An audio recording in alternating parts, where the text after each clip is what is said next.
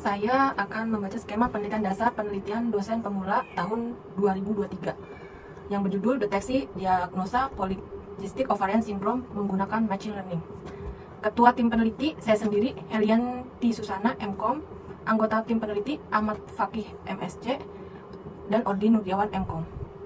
Anggota tim mahasiswa Arya Pratama dan Tio Prasetya. Latar belakang, PCOS merupakan penyebab utama infertilitas pada wanita. Kondisi ini mengakibatkan kadar hormon yang tidak normal.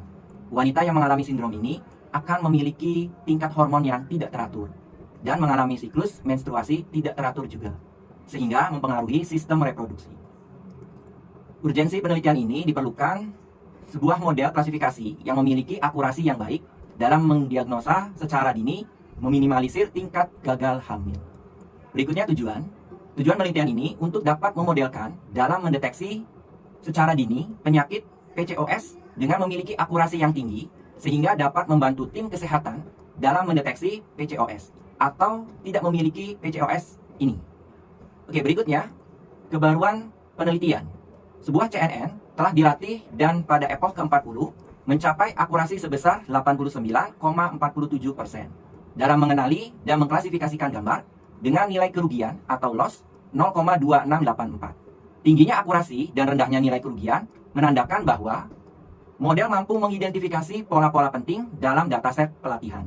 Meskipun demikian, penting untuk menguji model ini pada data pengujian yang belum pernah dilihat sebelumnya, guna memastikan bahwa kinerja yang baik ini tidak hanya terjadi pada data latih, dan untuk memastikan tidak terjadi overfitting. Oke, di dalam metode penelitiannya terdapat ada 3 tahapan. Yang pertama adalah identifikasi problem, lalu kemudian research purpose, data collecting, literature review, dan data collecting. Lalu kemudian tahapan kedua yaitu adalah data extraction dan pre-processing, lalu kemudian standarized data, lalu kemudian di sini algoritma yang digunakan di dalam penelitian ini menggunakan CNN algorithm. Lalu kemudian kita akan melakukan ujinya yaitu adalah 90 dan 10. Artinya 90% sebagai training dan 10% dijadikan sebagai testing. Dan tahap ketiga yaitu adalah evaluasi model yang nantinya akan menghasilkan epoch. Hasil penelitian ini dari CNN menunjukkan bahwa ketika pelatihan mencapai epoch ke 40, akurasi yang dicapai adalah 0,8947 atau setara dengan 89,47%. Artinya, model ini dapat mengenali dan mengklasifikasi gambar dengan tingkat akurasi tersebut. Artinya bisa dikategorikan sangat tinggi.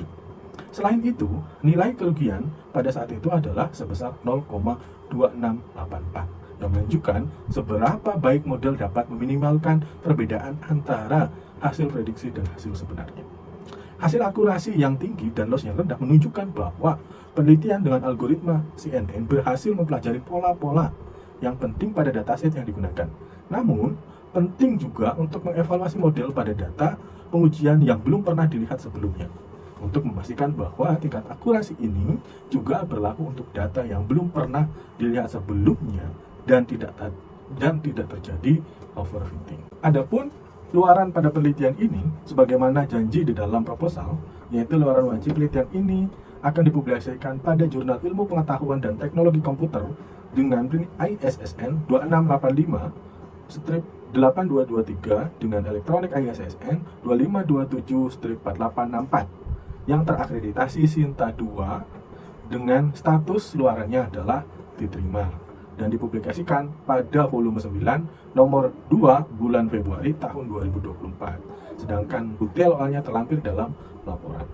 Lalu kemudian penelitian kami juga menghasilkan luaran tambahan dalam bentuk hasil penelitian buku yang ber-ISBN dengan ISBN-nya adalah 978 623-420-9662 yang diterbitkan pada penerbit buku Lagaisha dengan status terbit dengan judul bukunya adalah Machine Learning with PCOS.